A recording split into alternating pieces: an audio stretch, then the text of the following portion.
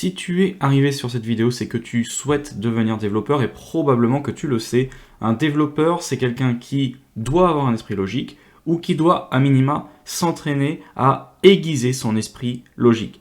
Alors, il n'y a pas 200 manières de faire, puisqu'un développeur, au début, doit pratiquer un maximum pour que toutes les notions d'un langage de programmation puissent bien rentrer, qu'un développeur soit bien à l'aise avec le langage qu'il apprend. Et deuxième chose, eh bien, il faut développer son esprit logique pour résoudre des problèmes de plus en plus complexes, et ce qui va donc permettre d'avoir des applications qui soient de plus en plus complexes également, avec des temps de calcul optimisés et des choses qui vont faire que l'application va pouvoir supporter de lourdes charges de travail. Alors aujourd'hui, je reviens sur une plateforme que j'ai déjà présentée sur ma chaîne YouTube, mais pour un événement un petit peu particulier, parce qu'aujourd'hui, je vais vous parler un petit peu du Spring Challenge. Alors peut-être que là, tu regardes cette vidéo aujourd'hui et tu te dis, oui, mais le challenge, il est terminé. Effectivement, donc le challenge n'est pas éternel. L'avantage de cette plateforme qui est Coding Game, en fait, c'est que eh bien, tu as régulièrement des challenges sur lesquels tu vas pouvoir aiguiser ta logique et de manière très ludique puisque tu vas jouer contre des gens, alors peut-être pas du monde entier, mais au moins en Europe. Et c'est une plateforme française. Tu auras des règles en français la plupart du temps, sauf sur des challenges qui auront pu être créés par d'autres développeurs, par d'autres passionnés de l'algorithmie. Mais voilà, en attendant, c'est une plateforme qui va te permettre de te faire évoluer, de faire améliorer tes compétences dans la programmation. Et je vais donc te présenter ce Spring Challenge tout de suite.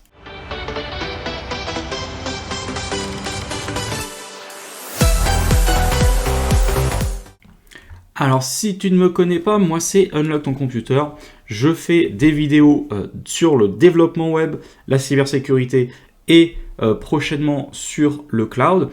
Et aujourd'hui, j'aimerais te présenter une belle manière et une manière très ludique d'augmenter tes compétences, d'améliorer tes compétences dans la programmation et donc le développement web.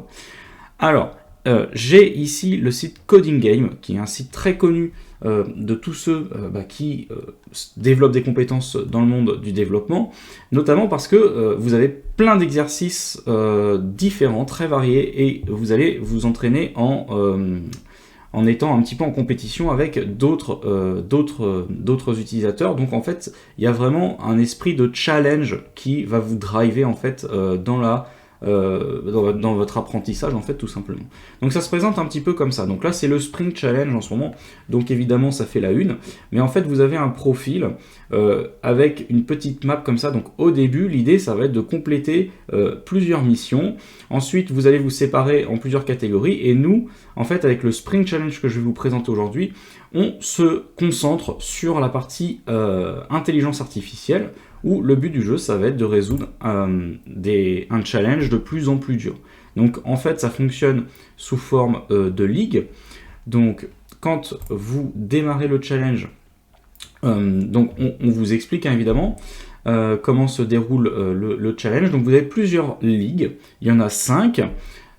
Pour commencer, évidemment, vous êtes sur la ligue la plus faible avec le moins on va dire de contraintes, le moins de choses à mettre en place pour que vous puissiez démarrer sur l'implémentation de votre première intelligence artificielle et donc avoir une sorte de logique minimum qui va vous permettre de commencer à résoudre le challenge. Donc l'idée c'est que c'est comme un jeu ici, sauf que vous n'êtes pas maître de vos personnages. Donc là c'est un petit jeu de gestion. Donc le Spring Challenge cette année c'est en fait de base sur une map, donc votre map à vous et la map de votre adversaire qui possède chacun 3 héros. Donc ces héros vont devoir affronter des ennemis. Quand les ennemis vont s'approcher trop près de votre base, ils vont être capables de l'attaquer. Et lorsque votre base n'a plus de vie, lorsqu'elle tombe, eh bien vous avez perdu. Alors pour gagner, évidemment, c'est l'inverse qui doit se produire, c'est-à-dire que votre adversaire doit perdre, et donc les ennemis doivent détruire sa base. Donc il va falloir que vous réfléchissiez à une manière, finalement, de gérer vos héros pour combattre les ennemis. Donc ici, les ennemis vont pouvoir commencer à cibler votre base à partir quand ils entrent en fait dans un certain cercle autour de votre base. Et donc, à ce moment-là, ils vont cibler votre base et essayer de l'attaquer. Évidemment, là, il va falloir que vous disiez à vos héros, que vous ayez une logique en fait de programmation qui guide vos héros vers la défense de votre base, évidemment. Donc ça, c'est, on va dire, la règle très simple hein, quand on est en ligue de bois. Évidemment, quand on passe les ligues, d'autres événements viennent s'introduire dans le challenge, à savoir que après quelques ligues, on a la possibilité de jeter des sorts. On a également la possibilité d'avoir des boucliers, des choses qui varient davantage, hein, notamment le nombre de points de vie peut-être de la base, etc., etc. Et il va falloir prendre en compte tout ça. Pareil, plus vous allez monter en ligue, plus il va falloir développer une logique plus poussée. Et notamment, typiquement, quel est le meilleur déplacement à faire pour optimiser la défense de ma base, parce qu'un ennemi va rentrer dans votre cercle d'attaque dans un premier temps, mais il ne va pas être en capacité d'attaquer tout de suite puisqu'il ne sera pas assez près de votre base. Donc il y a une sorte de zone dans laquelle vous pouvez attaquer les ennemis sans qu'ils n'aient pu faire de dégâts à votre base. Et il va falloir optimiser vos déplacements, optimiser les charges de travail de vos héros de manière à défendre votre base au mieux. Donc voilà, ça se compose un petit peu comme ça. Donc comme vous le voyez, c'est une plateforme française. Vous aurez des règles donc écrites en français. Et donc vous avez en fait la zone ici de challenge sur la gauche et votre code à vous sur la droite. Donc vous pouvez évidemment choisir le langage que vous préférez. Donc moi, personnellement, le langage dans lequel je suis le plus à l'aise, c'est JavaScript. Sinon j'aurais probablement pris Python, mais c'est vraiment les deux langages que je maîtrise le plus. Et donc ici, pour ne pas vous montrer davantage de choses, j'ai créé, on va dire, une sorte de code de base, mais il n'y a pas encore la logique de mon intelligence artificielle. Donc je sais que j'ai des entités. Ces entités peuvent soit être des héros, soit des ennemis. Donc en fait, j'initialise mes entités avec un certain nombre de données, hein. C'est des entités qui ont des vies, qui ont de la vie, qui sont positionnées à un certain endroit sur la map, qui se déplacent vers un certain point sur la map, etc., etc. Donc j'ai évidemment mes héros à moi, et puis des ennemis, mais qui sont en fait toutes des entités. Et puis j'ai évidemment une base, pareil, qui est située à un certain endroit sur la map, avec un certain nombre de points de vie, et une certaine quantité de mana, que vous n'avez pas à gérer au début. Ok. Et donc ensuite, eh bien, là, ça va être en grosse partie du code que vous donne Coding Game en fait au départ pour récupérer les différents inputs du programme. À savoir que, au début, vous allez bien évidemment récupérer le lieu où se trouve votre base. Vous allez avoir un certain nombre de héros à gérer. Vous allez avoir ensuite pour chaque entité qui vont intervenir sur le plateau un certain nombre d'informations sur ces entités. Et évidemment, à chaque tour de jeu, il peut y avoir ici de nouveaux ennemis. Et donc, il faut créer ces nouveaux ennemis. Donc, il faut pouvoir les gérer, etc. Donc là, moi, pour l'instant, j'ai évidemment pas complété la totalité de mon IA.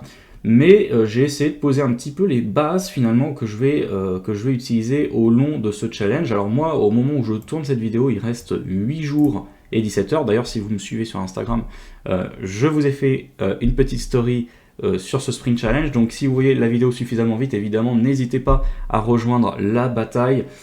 Plus on est de fous, plus on rit. Et puis vraiment, vous allez voir, c'est quelque chose de super ludique.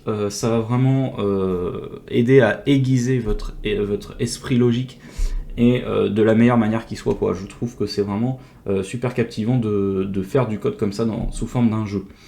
Donc je pose toutes mes bases, je construis ma propre base, j'ai la base de mon adversaire, une liste de mes héros, une liste de mes ennemis. Bon, au début, donc évidemment, c'est vide, mais un petit peu plus tard, quand Coding Game me donne les inputs de toutes les entités, je peux construire mes différents personnages, les différents personnages qui vont intervenir finalement sur le plateau.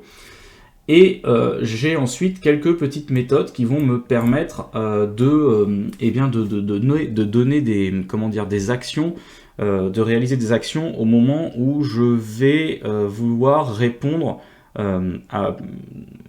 pour résoudre le challenge, en fait, tout simplement.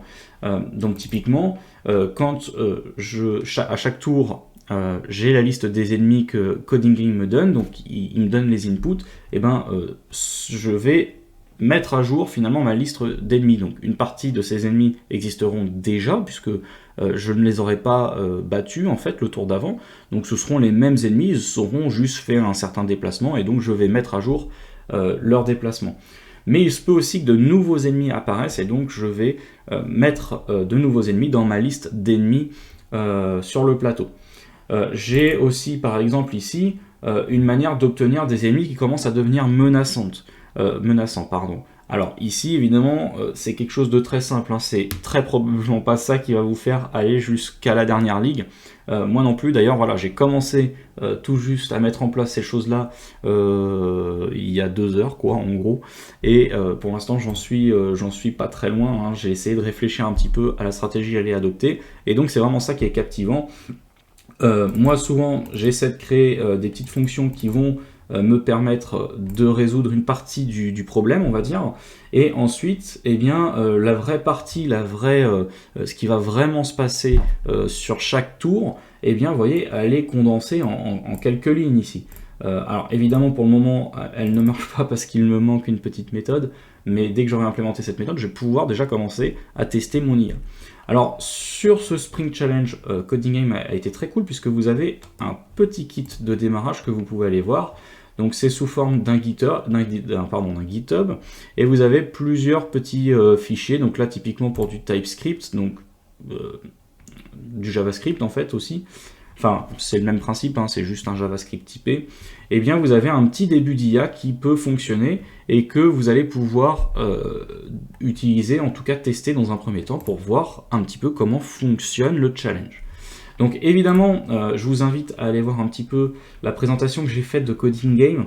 J'en reparlerai très probablement dans la prochaine vidéo parce que les algorithmes, c'est quelque chose d'assez important.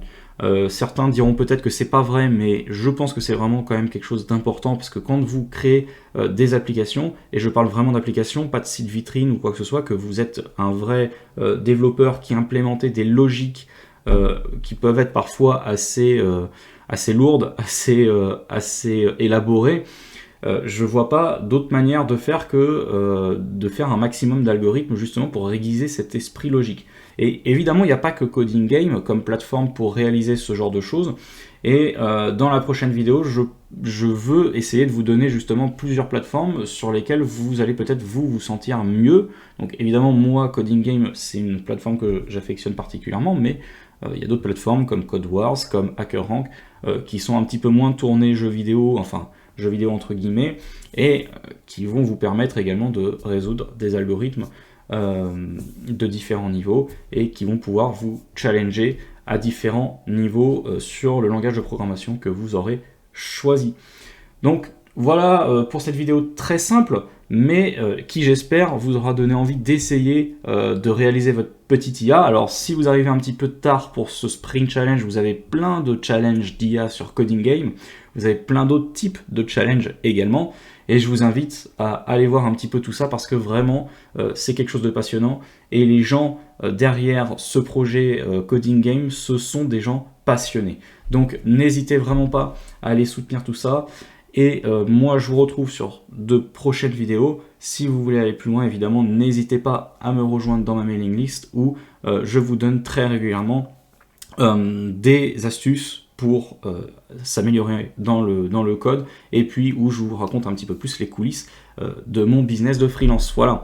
Donc, on se retrouve sur la prochaine vidéo, peut-être même sur Coding Game avec grand plaisir. Et d'ici là, portez-vous bien.